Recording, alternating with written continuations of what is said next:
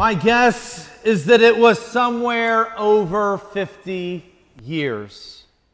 Yes, that is my best guess, but I believe it was over some 50 plus years that Miss Martha Roberts taught the annual communion class at Calvary Episcopal Church in Richmond, Texas.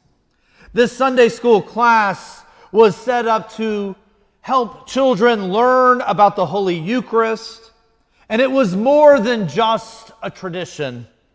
It was a rite of passage at Calvary, and Miss Roberts was an unwavering constant in that class as generations and generations of children learned from her.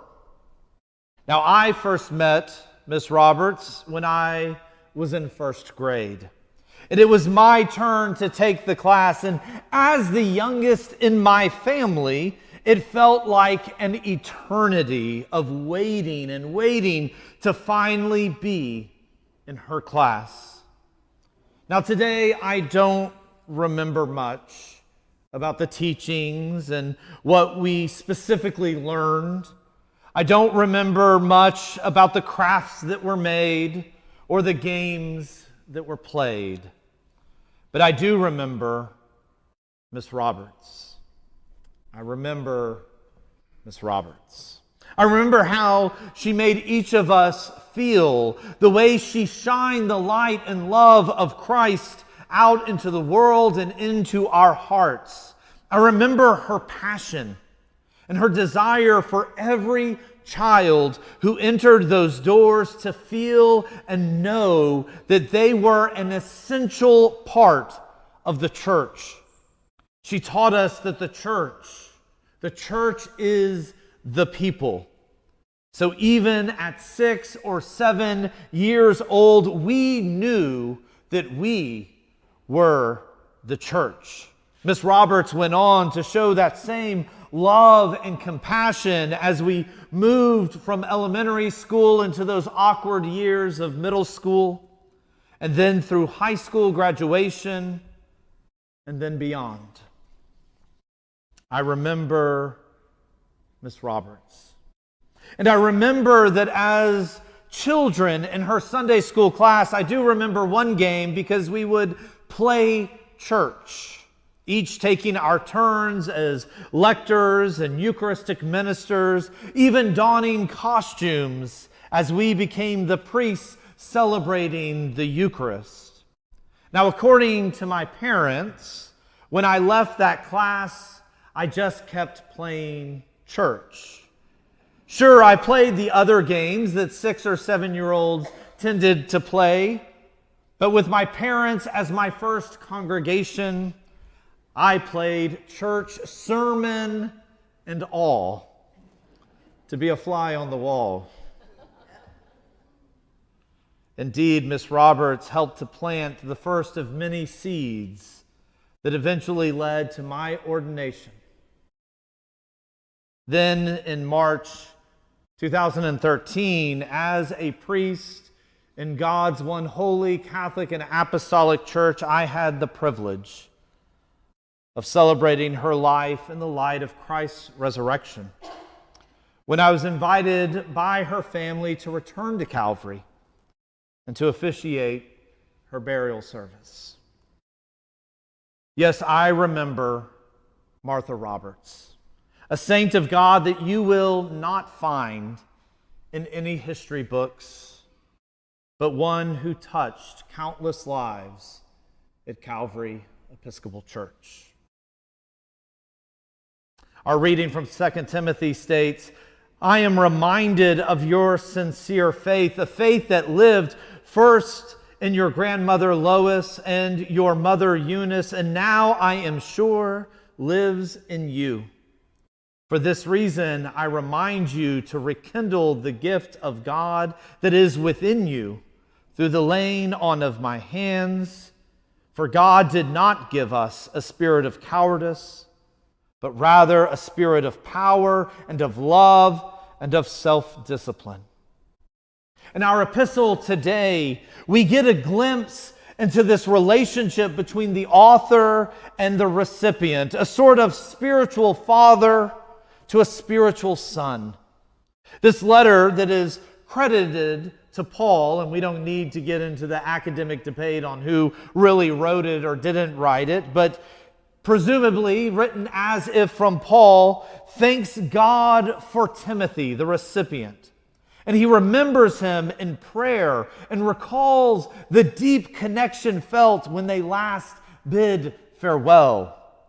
In this pastoral epistle, and that's what it's called, a pastoral epistle, the author writes words of encouragement amid hardship, both experienced by the author and the recipient, knowing that faith is passed from one to another.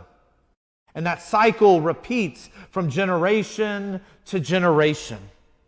This living faith is planted in hearts to be nurtured by examples, those saints in our lives who shine the light and love of Christ.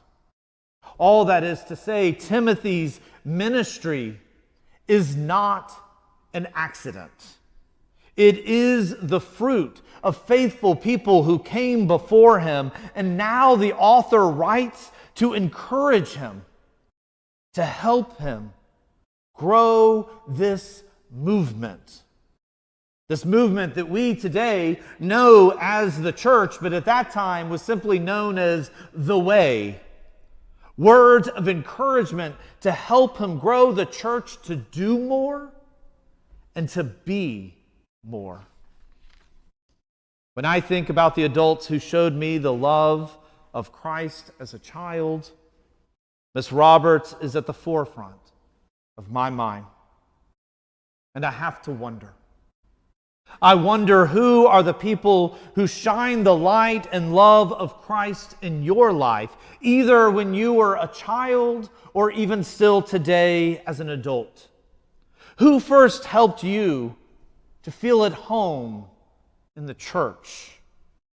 Whose prayers, whose generosity, whose presence has made your faith possible today? Ultimately, our life and faith is about giving of ourselves in thanksgiving so that we might serve the one who created us and loves us always. Now, this year, our annual giving committee has set a theme for our pledging, which is growing for tomorrow today. Now, I shared that the other day with Casey, and she was like, it sounds like something you would see at Disney World. Growing for tomorrow today, right? But it's fitting. It's fitting. Because what we give today in faith creates the soil where someone else's faith will grow tomorrow.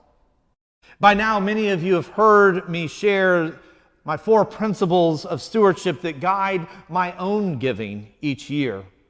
First, we must recognize that all that we have and all that we are is a gift from God. We are not the owners.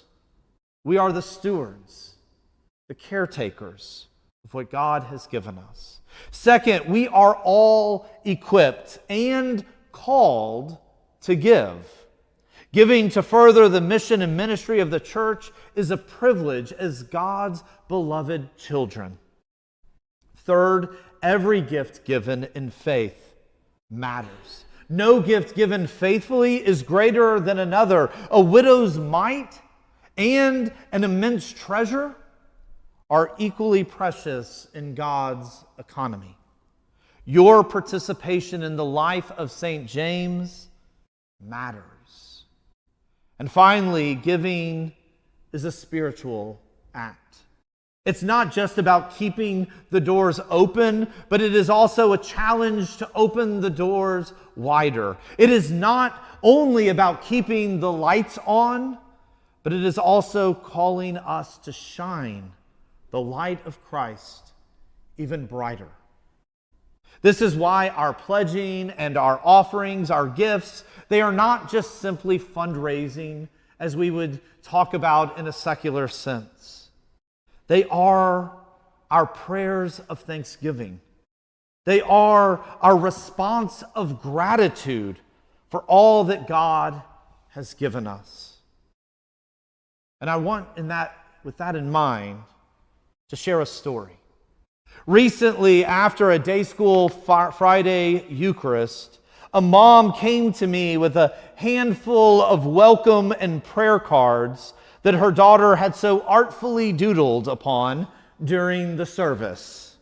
She asked where she could dispose of these, and I pointed to the recycling bins that are found in the narthex. Then she asked where she should put this giving envelope that was in her other hand. And at first I motioned to the basket again, but the mother said it was her daughter's offering. And then I noticed the handwriting. You see, it was neatly, or as neatly as a first grader could do, neatly written with her name and her address on the envelope. So smiling, I held out my hand to receive the envelope, and the mom said to me that the daughter had insisted on bringing that today because she was grateful for the new school year and for the ways in which her beloved day school had been transformed over the summer. And later, as I made my way back to the vesting room, I opened the envelope and I expected to find what I often find in these cases. That would be stickers or maybe a drawing. But instead, I found 2 crumpled dollar bills that had been meticulously smoothed out to be placed into the envelope. You see, this first grader's profound gift is a testament to this community's impact. It's a testament to the spirit of St. James, and it is a model for all of us. Good people of St. James, generations have given before us so that this church could welcome you, could welcome me, and each of us with the embrace of God's love. And simply now it is our turn.